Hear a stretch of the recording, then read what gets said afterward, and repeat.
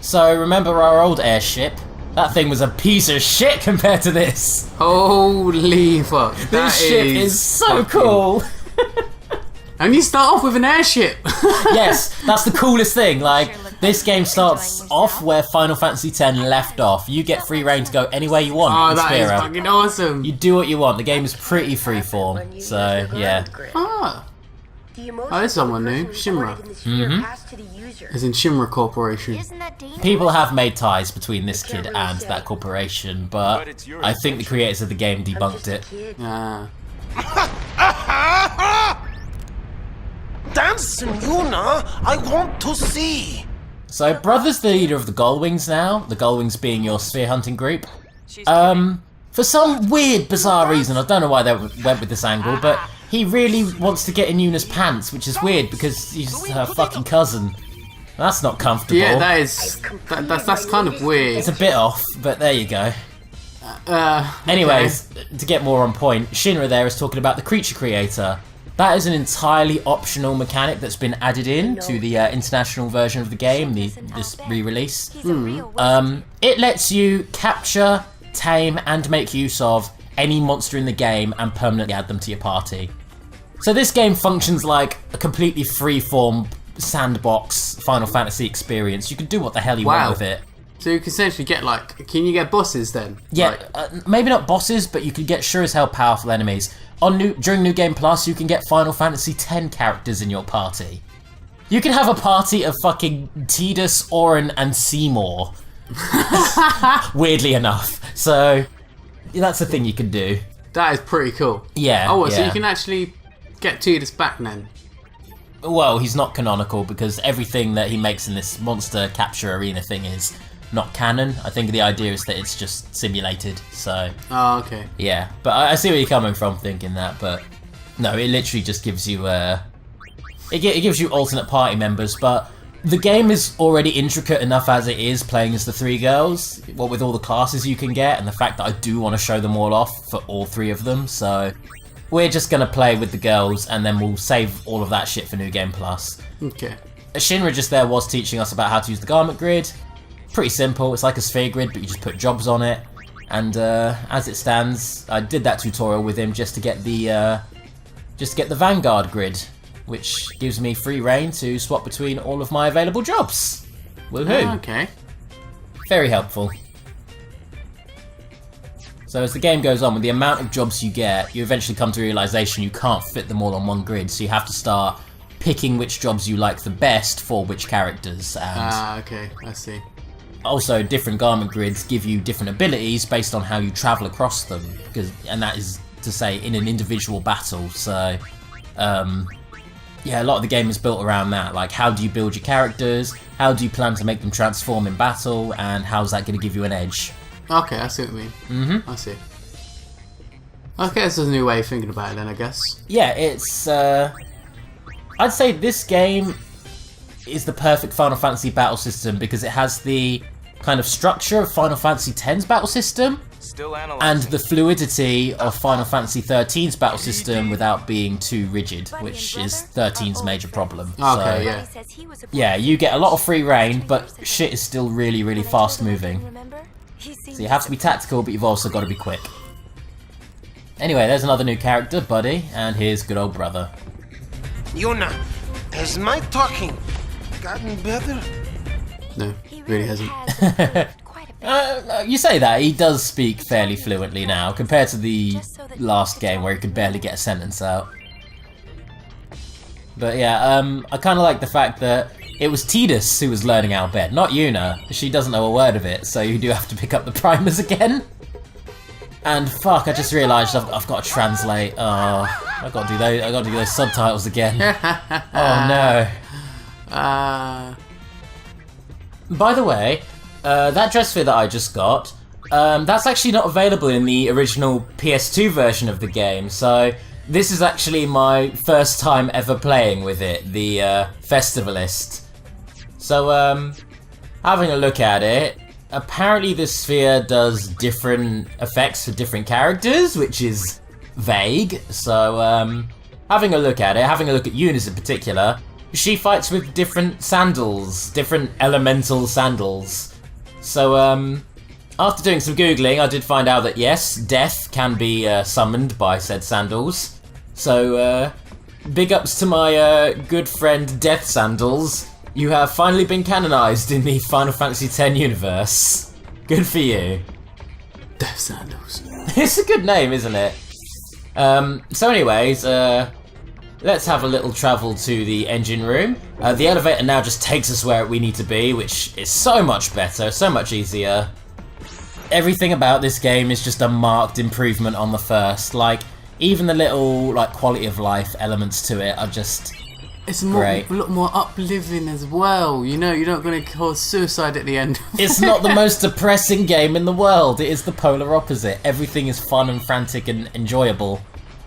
Even when shit gets tense in this game, there's still like an air of fun that's being had. Like, the characters are having fun, and by proxy, I'm having fun as well. So yeah, kind of dig this game. At the end of the game, no one's going to die, hopefully. Don't count your chickens, but you know. Oh, you can't say that.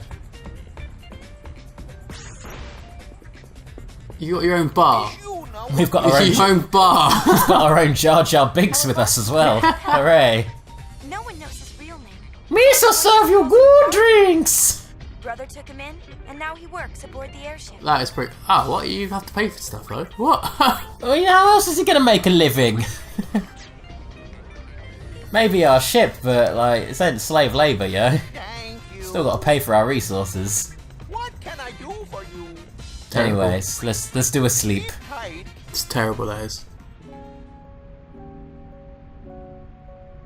So in this whole thing then, does she still pine over Tidus then? Or Tidus? Yeah, she's still pretty obsessed with him. It's quite funny because this game does take into account the fact that you never did get the chance to verbally name him in the first game because you got to choose his name. So in this game, they never refer to him by name still, and it's even more awkward here. Okay, what was that? Oh, there's a treasure sphere that's been found, so we've got an emergency. We've got to go to the bridge. So you're pirates? Pretty much. Well, that's not the kindest word to describe them as. They're sphere hunters. Pirates. Yeah, they're pirates. They're sky pirates. Alright!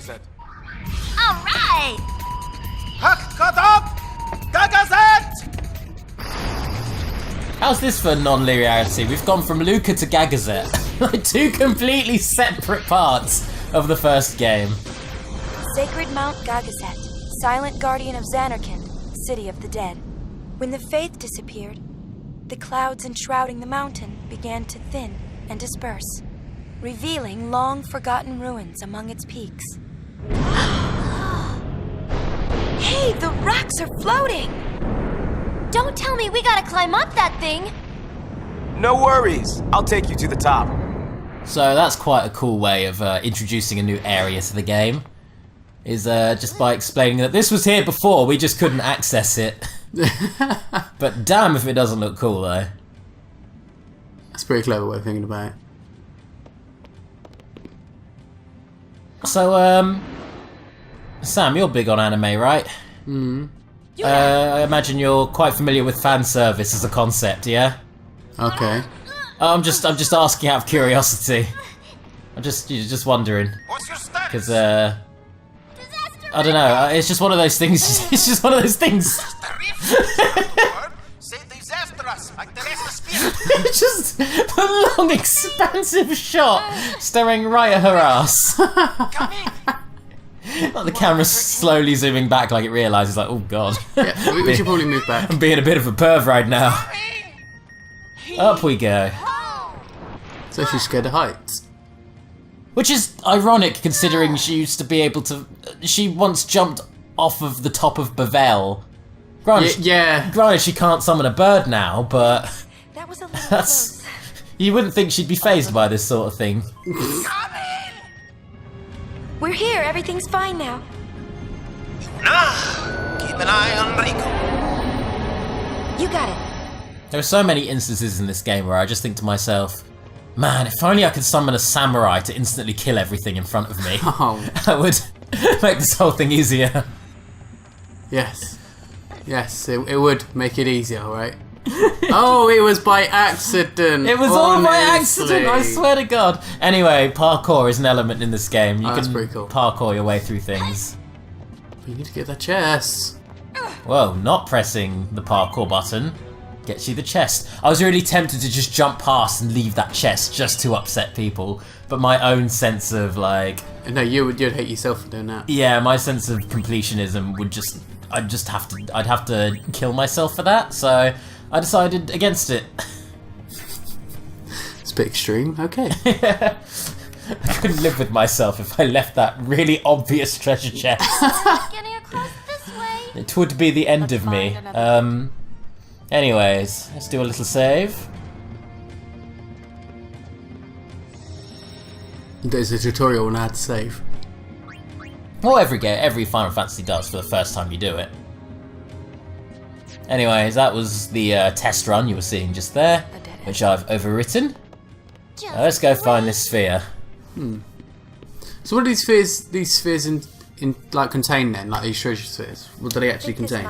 New dress spheres or? Well, in Final Fantasy X, spheres were basically like kind of like the Jet spheres. They were just videos. They were videos encased in orbs. So, in this game, it's pretty much the same. But as Shinra said regarding your garment grid and your dress spheres, if the memories of the person who recorded that sphere are like apparent within the sphere itself, you can harness those memories and you can gain the powers of whoever recorded it.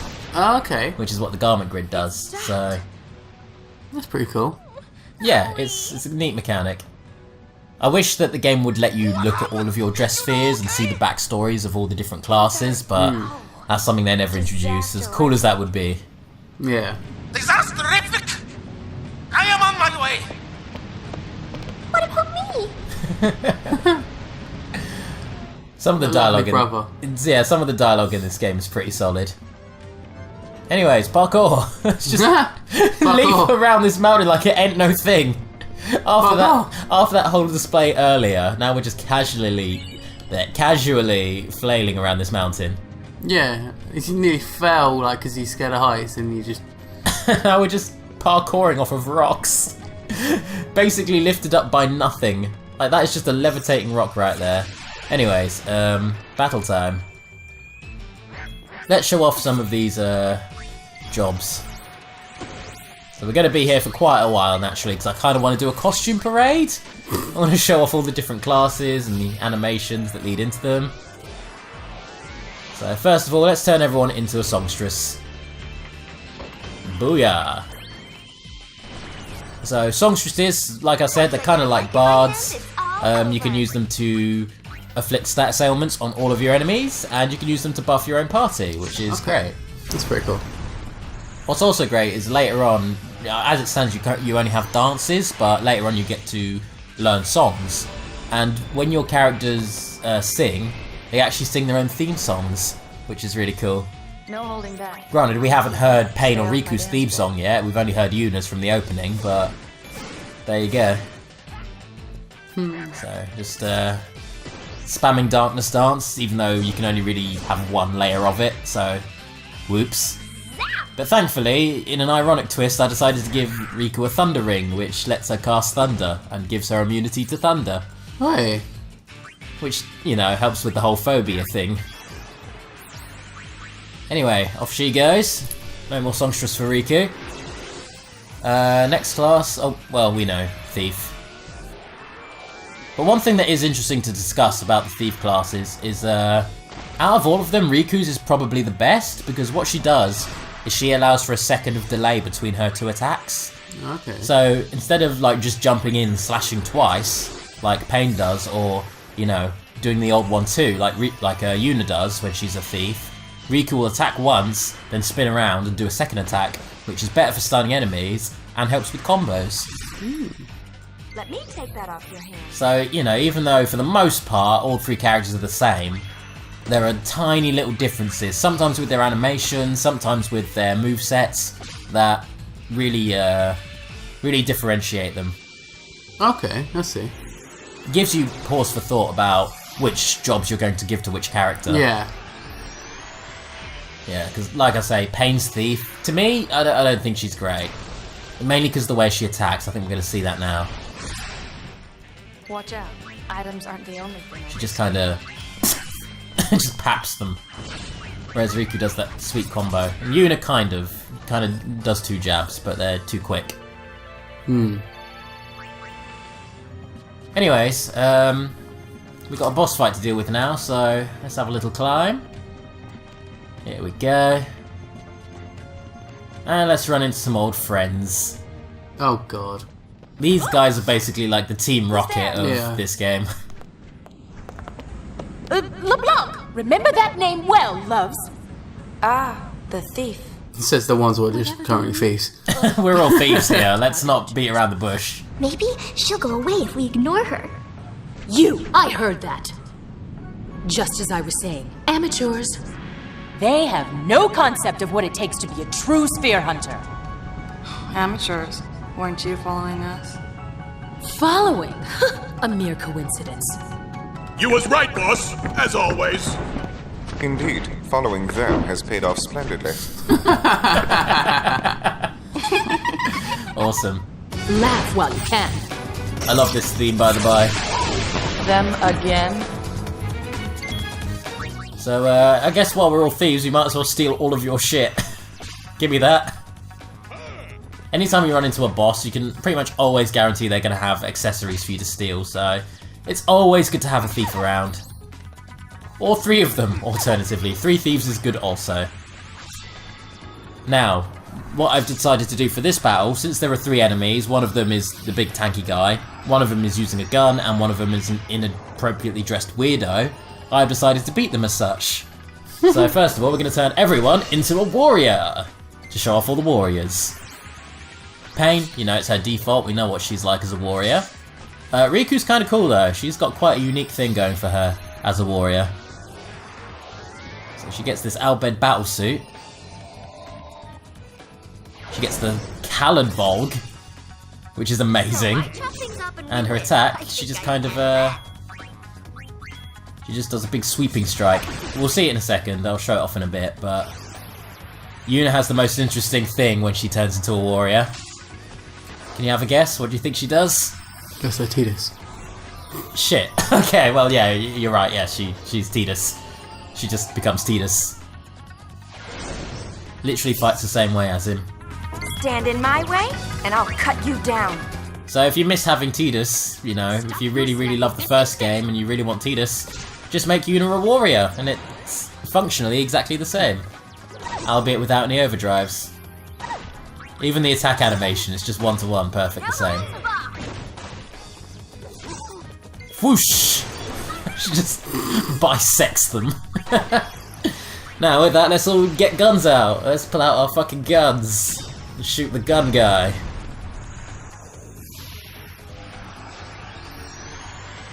Yeah! It's quite funny, like, of all the characters, you'd think Pain would be a gunner by default, because it suits her a little more, but You're no challenge. there you go. Just target practice. I guess they just wanted Yuna to kind of hit a new extreme to really establish the change in tone, so they gave her gunner by default. I did look around to see if there's a mod that actually makes your characters look like they're currently equipped class, even outside of battle, but no one's made that yet, and I'm surprised. Like that, I think that'd be an awesome mod. So someone out there needs to make that be a thing. That would be pretty interesting, actually. In fact, you know how long it takes for me to update this LP. If anyone out there has modding skills, and you want to make that for me, then hex to the yes please, thank you. I will definitely update my game to pull that off. So now we're all gunners. Yep. So let's just all shoot him. just lever him with bullets. Pew pew pew. Oh. he only had 3 HP left. Okay, well. No, fail. Yeah, she tried to buff him. It doesn't work when he's dead. So funnily enough, enemies can do that too. I know you're taking the festivities one now. Yes, so she's an inappropriately dressed weirdo fighting with a non-weapon. So how about we do that as well? With this brand new class that I know nothing about. You're in a kimono. Yeah. And she has a bag of goldfish and a candy floss. Literally like she's just been to a parade or something. And she fights using the fish. She can summon the fish and they fight for her. Fucking evil fish. Oh, you haven't seen the half of it, mate. You will be blown away by these evil fish. Piranhas. So Eunice is pretty cool. You're a big fan of JoJo. Clacker volley! You fight with clackers. And then you got Pains. Pains is really solid because she can attack from long distance with it. And it's kind of an extension of what LeBlanc's doing right now. She just gets a big fuck off fan. What up? My fan's bigger than yours. Get wrecked. I've got a chocobo. I've got a chocobo mask. I win. Don't put off the party for another day. Do it now. Pain can deal stats effects with her attacks. Riku can attack with the fish. Evil fish. Okay, no, that's a lot of damage. For a shitload of damage. And Yuna can throw... Oh, well, she didn't even get a chance to. Yuna can throw out a sandal, which then prompts her to cast either Fire, Firer, Firaga, or Firaga 2, which is Firaga, but stronger. And this is the thanks I get for going easy on you.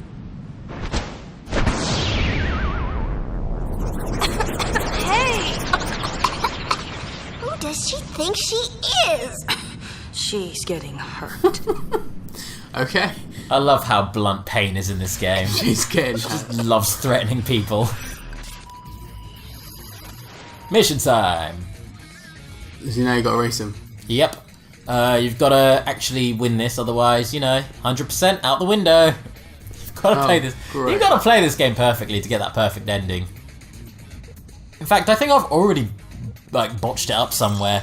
I can't tell you where, but I'm pretty sure my percentages don't match. So, like I said, New Game Plus is when I'm going to really deal with that kind of biz. I'm going to play as well as I can, don't get me wrong. I'm going to try and show off everything, but this game has a lot of content. Like, after literally every mission in the game, of which there are, like, probably hundreds, like, your characters all have unique dialogue that they can share, so we're going to share everything within reason. Anyways, there's a bit of Fire, the Fire Sandal. No, it's just overpowered. And, oh, ironically, missed with the blinding attack. Tell you what, let's just turn Riku back into a thief so she can steal shit. Because even if we are just fighting random encounters, it's always nice to have items. I like items, they are good. They are very good. Saves you spending money on them. Mm-hmm. And this early in the game, where healing is quite hard to come by, items are pretty much a necessity. Hence why I bought a bunch of healing items from... well, I mused over buying a bunch of healing items from Barkeep. I don't think I did in the end, but it was weighing on my mind. Well, it looks like you're missing your Blitzball. Yeah, man, like, oh, if only. I was like, the one thing you can't do is throw 12 Blitzballs. You can shoot him, like, oh, times. you can do that, yeah, but it's not the same. Rika's for Dark Death, David. It'd be a problem if not for the fact she's a thief, so I'm mainly just going to steal with her. Yeah, but shouldn't she miss everything now? Yeah, probably. I'll heal it eventually, don't worry. I'm not that neglectful. I'm not just gonna... It's not a permanent issue for the rest of the game now. That's it, now she's just stuck. Sorry, Riku, you are blind forever. That's you. I was just checking there, because I was confused as to why the thief animation played, despite the fact that we've seen it, but it's because it was actually showing us what it is like to undo the festivalist, because it wants to show you your turning into animation and you're transforming from animations as well. Okay. So once you've seen all of that, then you can change on the fly. Snake! Snake! Snake. We've seen these enemies before, so I could have cut this battle out, but I just wanted to keep in the Metal Gear Solid reference. That's the only reason. The only reason this battle hasn't been cut out. So let's just fire a gun. At this early stage. Yeah, it's great. I love this fucking class. It's the best. Get wrecked. Clack a volley. Down you go. Farragut, man. Oh my god. I know. This game is so good. It's just fun. It does so much to cultivate its own identity, and it works. It super works. Its plot is hot garbage, and I'm gonna just throw that out there ahead of time. The plot, once you get past the fun element, the actual intrigue in the plot is hot fucking garbage. But dang if it isn't fun. Dang if it doesn't really matter because your characters are all having fun. Anyways, let's do a little bit of a puzzle, as if this thing could go any slower. Thank you, while we're being timed. And forward we go. Now, running off to the side here. Oh. We end up fighting a dual horn. Wow. I know this is early in the game, but that's still a little shocking to see an enemy like this so early. And it has a grenade on it. Yep. You get a lot of budget grenades at this point in the game. It's just so you can kind of effortlessly kill whatever you run into, in spite of what its stats may be. Fira! And yeah. You're so OP right now. Why would I ever change you? Why would I use anything but what I'm currently using? Well, like I say, the game's difficulty does.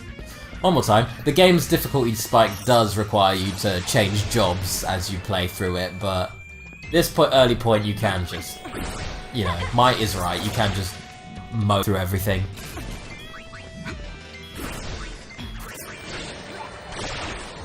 Even the magic enemy just went down like a sack of potatoes. Yeah, I thought that as well. Yeah, just no effort. Just pap him in the face and he's gone. So let's grab this chest for a red ring. That gives us fire resistance and lets us use fire no matter what job we are. There are quite a few accessories like that actually. Like, kind of like with Final Fantasy V, you can gain abilities to inherit abilities from other jobs, if that makes sense. So okay. You could have a warrior that has all of the black magic that you've unlocked. Oh, that is so cool. So you can end up with makeshift red mages, I guess you could call them. Oh, you know how I hate the damp! Sorry, boss. Anyways, due to that little exchange, thankfully we didn't run into a random encounter in that room. And I think we're near the end now, just the odd enemy to fight. Like this bastard of a bomb. Bombs are cool. They're cool, but annoying when they self-destruct. I've always hated that. As long as we, you know... Kill it before it does. Kill it quick enough. There we go. In fact, we killed it before it could even animate itself getting bigger. We attacked and beat it down while it was slowly growing, so... This game's battle system rules. Oh, well, you nearly there now, are you then? You're gonna beat him? Near the top, yeah, actually. I think there's only one more mandatory battle and then we're done. Here we are. Oh, you can't see that snake hiding behind the pillar.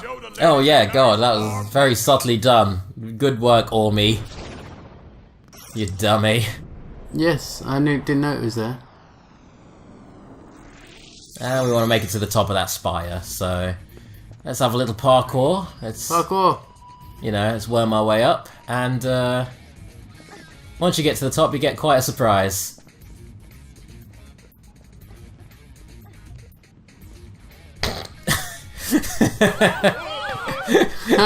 They done screwed up. Wow. Wow, though. Would you stop staring? I don't know if that's aimed at us or aimed at Logos, who is directly underneath her. Well, let's casually save our game. Just leave him dangling. Who even cares, though? We're just gonna collect the chest as well, you know, just because. I mean, it's there. How can we not? Priorities, yo. We got muscle ring. That's a good item, yo.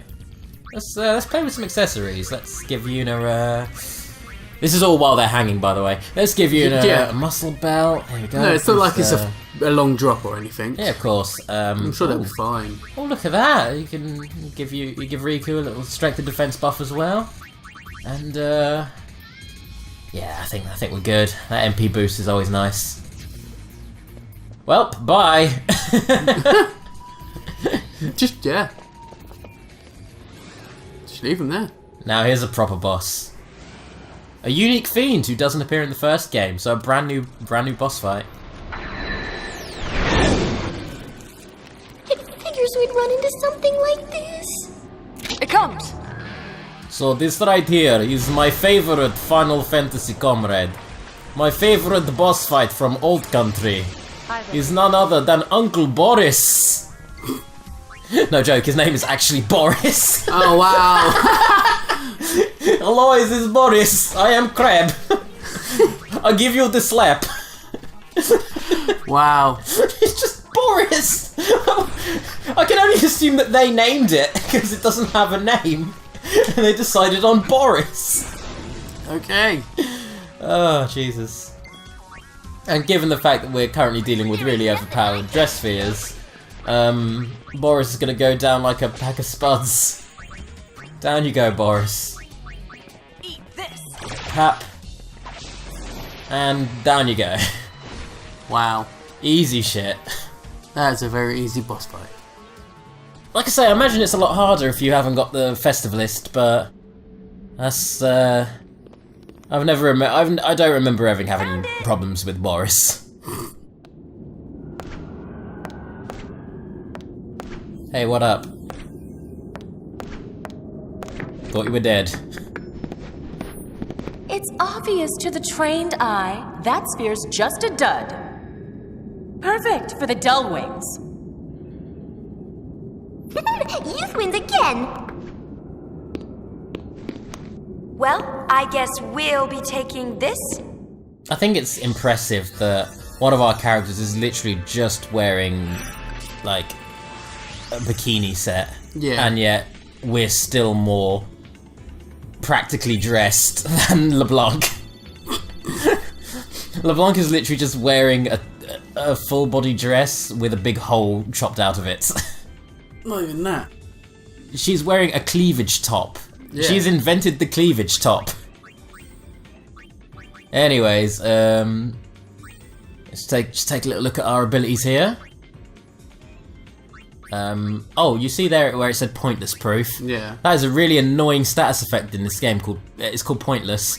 It means at the end of the battle you don't get any experience. What? It's so dickish. It's the most dickish thing. Wow. Yeah. Brother, mission complete. Brother? He's not with you? Oh, what's he like?